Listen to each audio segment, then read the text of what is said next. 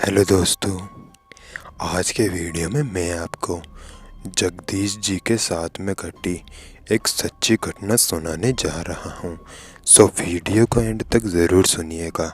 और अगर आपको हॉरर स्टोरीज़ और मिस्टीरियस स्टोरीज़ सुनना पसंद है तो आप मेरे चैनल कार्तिक वन को सब्सक्राइब भी कर सकते हैं और मेरे इंस्टाग्राम का लिंक भी है नीचे डिस्क्रिप्शन बॉक्स में।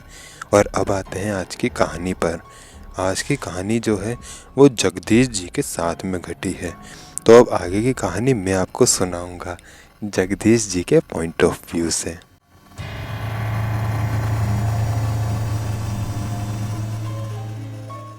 मेरा नाम जगदीश है।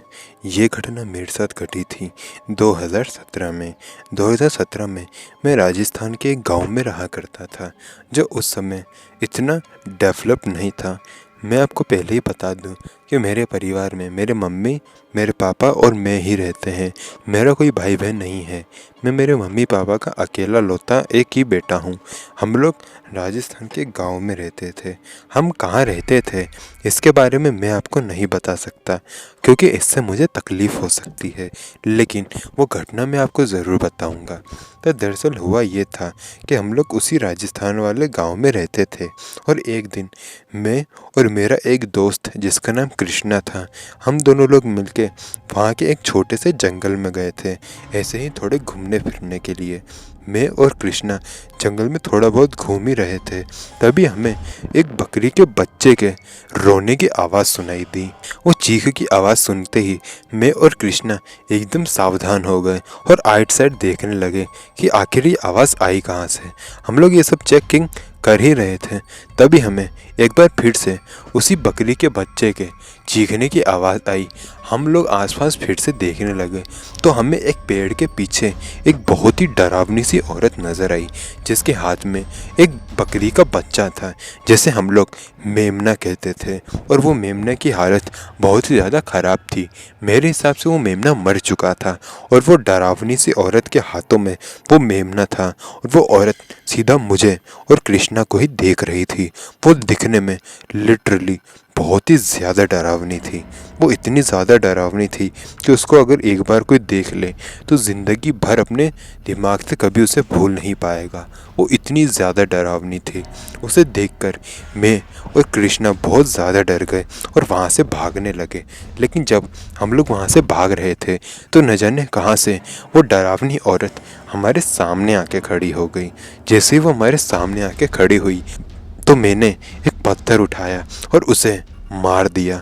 जैसे ही मैंने वो पत्थर उठा के उसे मारा तो उसके हाथ से वो मेमना छूट गया और वो औरत नीचे गिर गई। वो जैसे ही नीचे गिरी तो उसने एक बहुत ही तीखी और दर्दनाक सी चीख मारी और उसके बाद मैं और कृष्णा वहाँ से भाग गए और अपने अपने घर आ गए। और ये बात मैंने मेरे मम्मी पापा को भी बताई, लेकिन उन्होंने मुझे उसके बाद बहुत डांटा। उन्होंने मुझे कहा कि तुमने ये करके बहुत बड़ी गलती कर दी है। अब वो चुड़ैल जो कि जंगल की चुड़ैल थी वो अब तुम्हें बिल्कुल भी नहीं छोड़ेगी और वो तुम्हारे पीछे पीछे यहाँ तक ज़रूर आएगी। मैंने मेरे मम्मी पापा को पूछा कि ये जंगल की चुड़ैल कौन है, तो उन्होंने मुझे बताया कि बहुत सालों पहले इस गांव में एक औरत रहा करती थी जो कि जादू टोना करती थी। इस गांव के लोगों ने उसे पेड़ से बांध दिया था और उसके बाद उसे जला दिया था और तब से उसकी आत्मा इन जंगलों में भटकती है। ये बात सुनते ही मैं बहुत ही ज़्यादा डर गया और उस दिन के बाद मैं करीबन एक हफ्ते तक अपने घर से नहीं निकला। लेकिन जब भी मैं रात को सोने जाता था तो मुझे मेरे घर के आसपास से वही औरत की वही चीख सुनाई देती थी जब मुझे पहले सुनाई दी थी जब मैंने उसे पत्थर मारा था।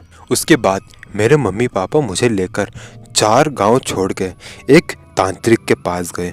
उस तांत्रिक ने मुझे पूरी बात बताने को कहा तो मैंने उसे पूरी एक एक बात बता दी, शुरुआत से लेके आखिर तक पूरी बात उसे बताई। तो उसने मुझे बताया कि मैंने उसे पत्थर मारा था जिस वजह से वो नीचे गिर गई थी, इसलिए अब वो मेरे जान के पीछे पड़ गई है और जब तक वो मुझे जान से नहीं मार देती शांति से नहीं बैठेगी। मेरे मम्मी पापा ये बात सुनकर बहुत ज़्यादा घबरा गए और उन्होंने उस तांत्रिक से इसका समाधान पूछा। तो उस तांत्रिक ने बताया कि इसका एक ही समाधान है कि हम लोग ये गांव छोड़कर निकल जाए और कहीं और जाके बस जाए।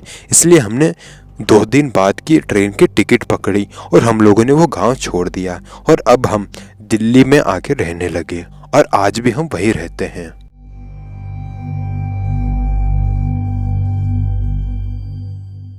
तो दोस्तों, ये वीडियो होती है यहीं ख़त्म। आशा करूँगा कि वीडियो पसंद आई होगी। वीडियो पसंद आई तो वीडियो को लाइक करना ना भूलिएगा। अगर आप ही के साथ कोई हॉरर इंसिडेंट घटा हो तो वो आप मुझे मेरे इंस्टाग्राम पर भेज सकते हैं, जिसका लिंक मैंने दिया हुआ है आपको नीचे डिस्क्रिप्शन बॉक्स में। मिलते हैं नेक्स्ट वीडियो में, तब तक के लिए जय हिंद, जय भारत।